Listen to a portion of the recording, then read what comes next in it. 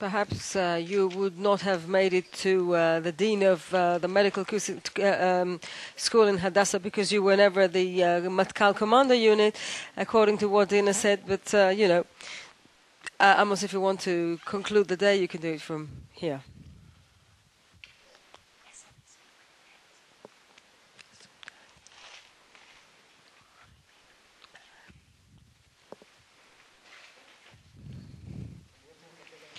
When I became the commander of the colleges, that was one of my roles as Major General.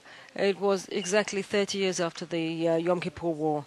And since people are advertising books today, there's a book by the Open University. Even though it was written 10 years ago, it's quite good. The Open University broadcast on Galei Tzahal. And I gave 3 lectures there. They're quite good, but I will resist the temptation to give them to you right now.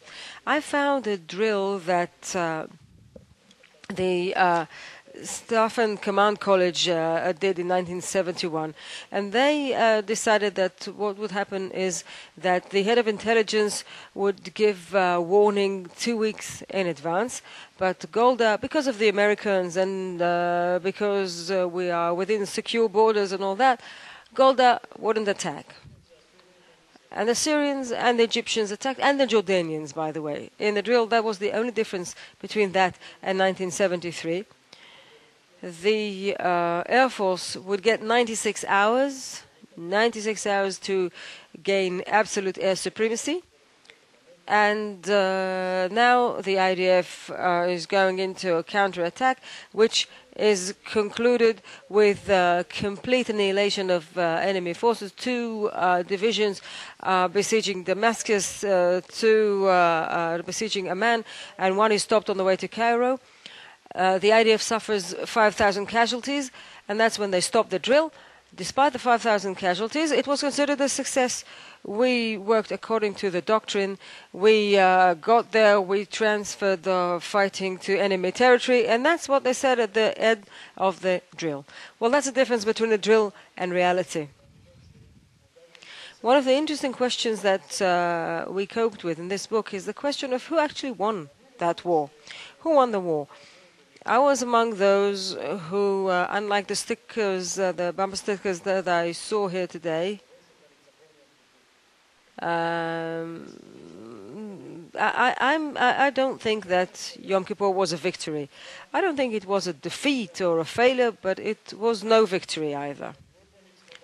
There were some victories in it, and there were some acts of heroism, and there were some amazing commanders who changed battles altogether, yes, but on the national level, it wasn't a victory. The strategic goal of Israel was defined by the Chief of Staff just before Yom Kippur, and that was to prevent any military achievement from the enemy. That was not done.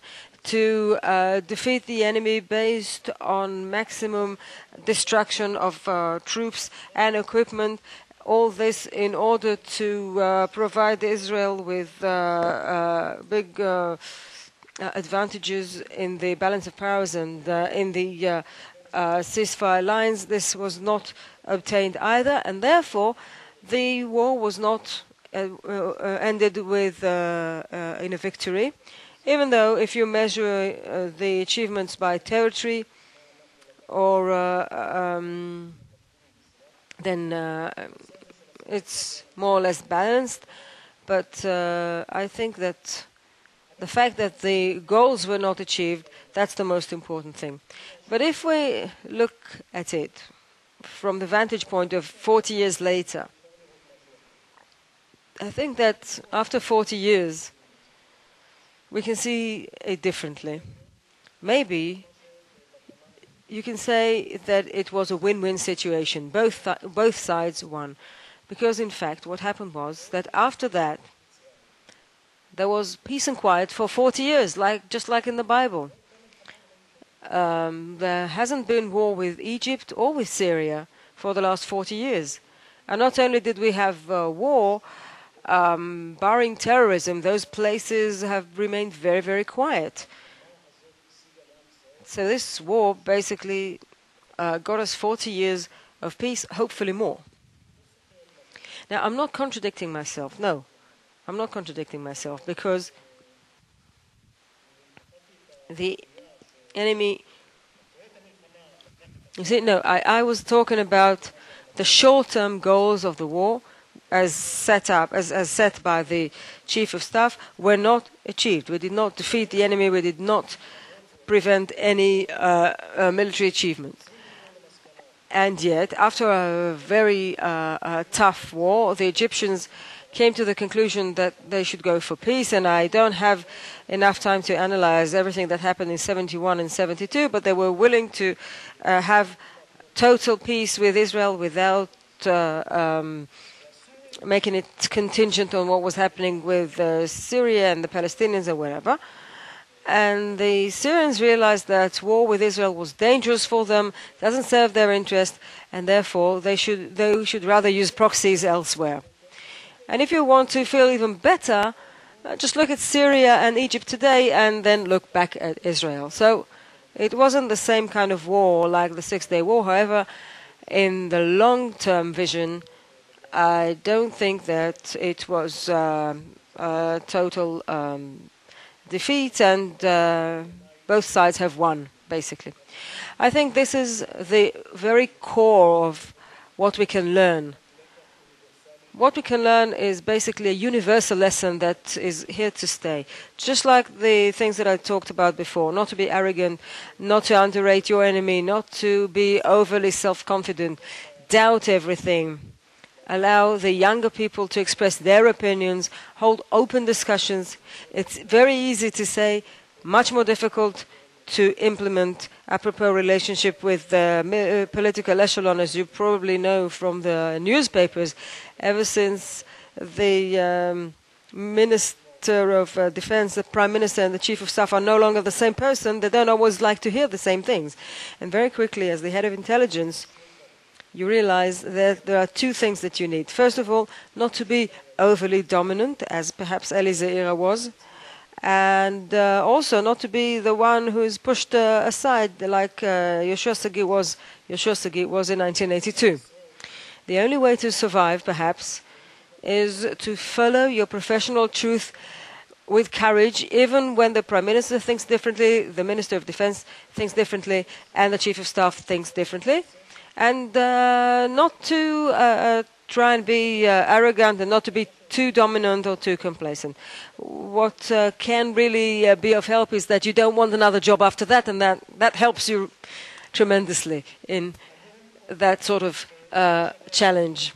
Now, as I was preparing for this conference, I went through the American press, and to my surprise, and this is very typical, two correspondents, one for the Wall Street Journal and one for the Washington Post, talking about the lessons learned from 1973 concerning Iran. So David Ignatius writes about the thing that we spoke about this morning and in the afternoon as well.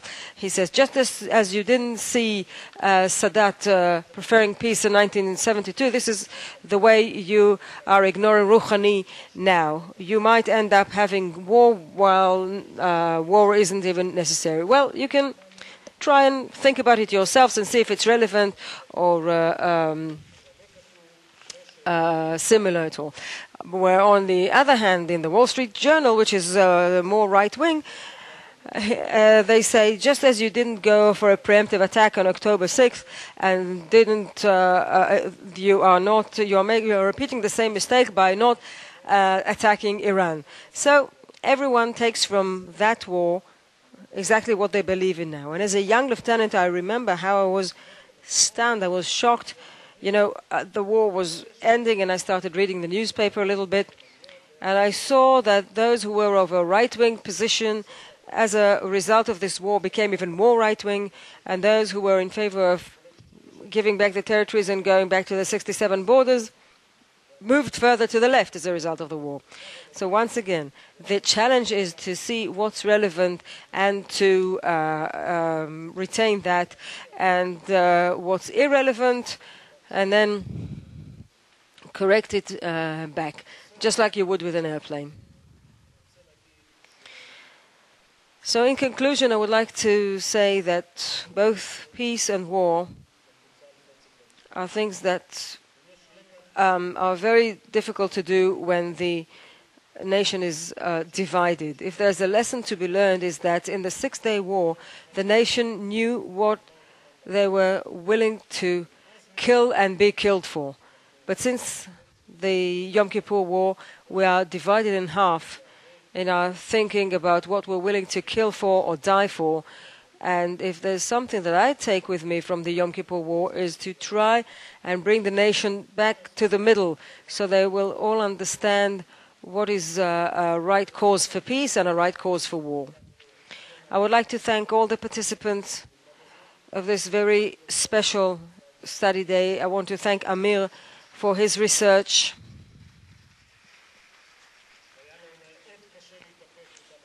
It was he found it very difficult to restrain himself about a few questions, but he did, and we appreciate it for him. And I'd like to thank Gabi for his his strategic military program.